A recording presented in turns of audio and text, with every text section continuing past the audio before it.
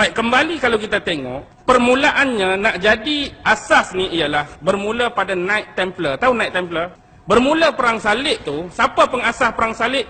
King dia, raja dia, pengasas dia ialah seorang padri yang dipanggil Paus Urban atau Paus Urbanus II. Dialah mencadangkan perang salib ni. Jadi perang salib ni sebenar tak ada dah cintakan kedamaian, tapi dia lebih kepada materialisme. Sebab zaman tu ialah zaman Eropah, zaman Dark Age. Apa Dark Age? Zaman kegelap, zaman kegelapan. Tapi dia duk tengok kekayaan, kemewahan, kemakmuran belah mana? Belah timur kan? Di belah timur. Jadi mereka datang nak jajah, nak rebut balik hasil mahsul tadi, dan yang penting nak dapatkan bumi Palestin yang di dalamnya ada Jerusalem, iaitu Haikal Sulaiman. Jadi dia mengetuai satu konsili ataupun panggil persidangan Claremont. Jadi bermulalah tahun tu tahun 1095. Jadi sepanjang perjalanan ni nak sampai 1095 sampai 1099 baru sampai Jerusalem. 4 tahun tengah jalan ni mereka banyak bantai orang-orang Islam. Mereka bunuh juga sebahagian besar orang-orang Yahudi. Bila ini berlaku 1099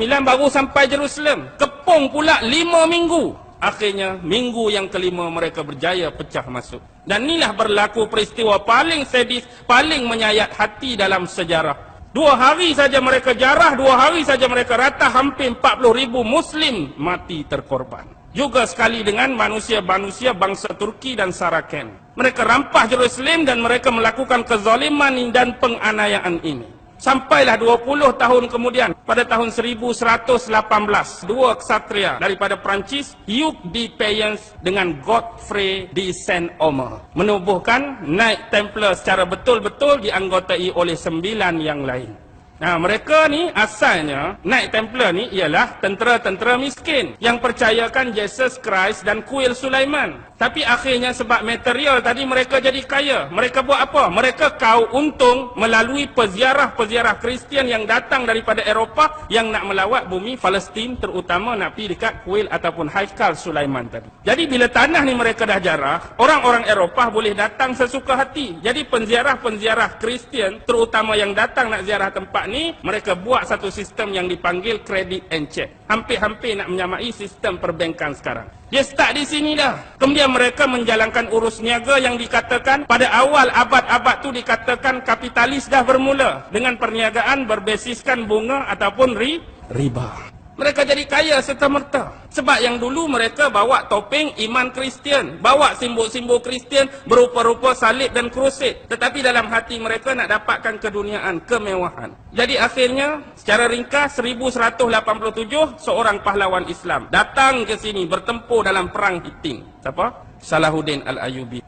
1187 perang, menang kita. Bila menang kita, mereka balik semula. Mereka balik, mereka pergi kawasan Eropah. Hak ni pula jadi pening. Raja-raja Eropah nak menangani politik mereka. Mereka pula dah serang-serang gereja, mereka dah serang padri-padri, mereka dah serang kependetaan. Sebab mereka duduk di Jerusalem, mereka jumpa satu benda. Hak bawah kuil Sulaiman, hak zaman Nabi Sulaiman tu, buku-buku sihir. Hak ni lah digambarkan harta dalam filem National Treasure, lakonan Nicolas Cage tu kan. Mereka dah bawa balik kitab-kitab sihir ni. Hak teras dia aliran Kabalah tadilah. Bentuk-bentuk ritual, occult dan penyembahan bagaimana nak berhubung dengan iblis, syaitan dan dajjal. Jadi akhirnya kerenah-kerenah mereka ni dapat dihidu oleh raja-raja di Eropah. Akhirnya atas campur tangan orang-orang terpenting 1307 Raja Perancis Philip de Bell mengumumkan penangkapan anggota-anggota Knight Templar ni. Gabung pula dengan Paus Clement. Padri masuk serta, gereja masuk serta menyokong Raja Perancis tadi, maka ditangkaplah. Lebih kurang selang 7 tahun kemudian 1314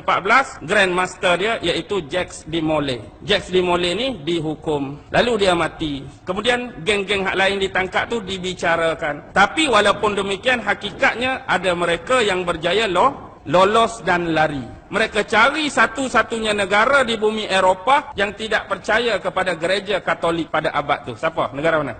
Scotland. Mereka pergi ke Scotland, minta perlindungan. Siapa Raja Scotland masa tu? Robert de Bruce. Robert de Bruce lah lindungi mereka. Akhirnya mereka bergabung dengan siapa?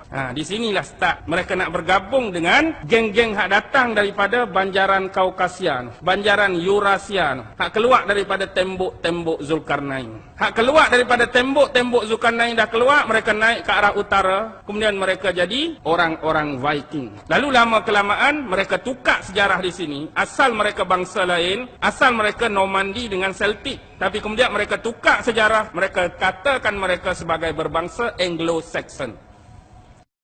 Mereka jadilah tukang-tukang batu, tukang-tukang pembina. Bergabung pula dengan geng hak lari tadi, lalu terbentuklah Lodge Freemason yang pertama di dunia, Scottish Rite. Inilah secara rasmi barulah dikatakan Freemason benar-benar wujud. Tapi benda hak bawa tu, hak zaman Namrus lagi, isi kabalah dia. Sebab tu, siapa yang jadi ahli Freemason, kalau setakat naik pangkat, dia boleh ditabalkan di mana-mana lodge seluruh dunia. Tapi bila dia dah masuk 33 degree, 33 tahap degree, dia perlu ditabalkan di Scotland. Zaman Scottish Rite tu kita perlu faham. Tu zaman dia zaman penyatuan England tu. Zaman kalau kita tengok filem Braveheart, tahu tak filem Braveheart? Lepas tu lah lodge-lodge ni berkembang. Ada di Amerika, ada di situ, ada sini. Bergabung pula dengan Illuminati. Illuminati ni, 13 keluarga tu lah. Keluarga Astor, keluarga Bundy, keluarga Collins, keluarga Freeman. Gabung pula dengan Merovingian. Keluarga-keluarga diraja. Lah ni yang jadi teras paksi dan ketua kepada Merovingian dan 13 keluarga Illuminati siapa? Ratu Elizabeth. Lepas tu bergabung pula dengan hak lain. Ada CFR. Ada Electoral Commission, ada Skull and Bone, macam-macam nama lagi lah. Ada pun nak letak kecil-kecil tu, hak division dia. Tapi hak teras ada pada Freemason, ada pada Illumination. Yang pasti kita nak suruh faham benda ni lama dah. Agenda ni nak dibawa oleh siapa? Oleh Namrus lagi. Dulu dia dah nak buat OWG, One World Government. Dan hari ini dia buat dalam bentuk baru NWO, New World Order. Sebab apa mereka nak ratah sangat Baghdad? Pasal apa nak serang sangat Iraq? Mungkin kata bab peluru berpandu, mungkin kata bab peluru tu, mungkin kata bab minyak, mungkin kata bab tu. Tapi ingat, ini bumi siapa? Ini bumi nenek moyang dia dulu. Tamadun Babylon ada di sini. Dan hari ini mereka menggunakan sistem-sistem nak menghancurkan setiap agama, menghilangkan hubungan antara manusia dengan Tuhan dia. Sedar ke tak sedar? Faham ke tak faham, perasan ke tak perasan, hari-hari kita sedang dikikis sekarang. Bagaimana bentuk dia? 8F. Nombor 1, faith. Dari sudut akidah, ringkas-ringkas. Lepas faith, dia akan dari sudut financing. Hak bank, hak riba, hak apa tu dari sudut keuangan. Yang ketiga, food, makanan. Dia akan masuk melalui makanan. Hak syubhah pun ada, hak tak halal pun ada, hak haram pun ada. Jadi kita duk makan, kita duk sumbat dalam perut kita, kadang-kadang kita tak perasan tu tak halal, itu haram, hak ni syubhah, hak ni tak ketahuan. Yang keempat, biasa orang perempuan pakai lawan-lawan, pakai baju fashion. Fashion dia akan keluar macam-macam, kita pun pakailah juga macam-macam, tak kira fashion apa. Antara lain ialah filem.